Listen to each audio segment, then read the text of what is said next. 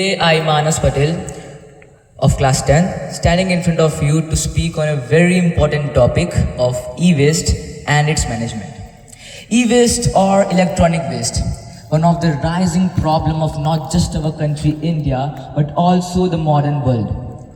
But what is e-waste? As you all know, e-wastes are the discarded electronic devices like computers, mobile phones, TVs and many more, which by the time gets outdated and shows malfunction. About 62 million tons of e-waste is generated globally each and every year. And just 1 ton of this e-waste is equally harmful to about 100 to 150 tons of garbage generated.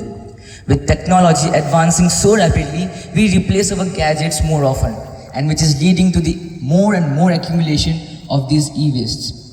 But the question arises that why this e-waste is so much harmful? Electronic devices are made up of different kinds of metals like silver, lithium, lead, cadmium, mercury and many more.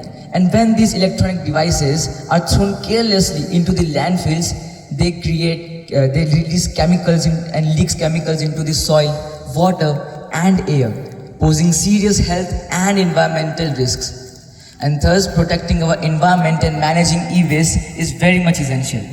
I believe that we all must follow the 3 R's, which is reduce by buying only those electronic gadgets which are very much important for us and helpful for us, and reuse by giving old devices a second chance by repairing them, and recycle by sending these electronic wastes to the e-waste recycling centers. And nowadays governments and many other companies are also setting up e-waste collection bins and take-back programs for the safe disposal of e-waste. But the real change begins with us. As a responsible citizen of our country and as a student, we all must create awareness and spread awareness among all of us and at least take small steps to protect our environment. And remember, Earth is a gift we all have been entrusted with.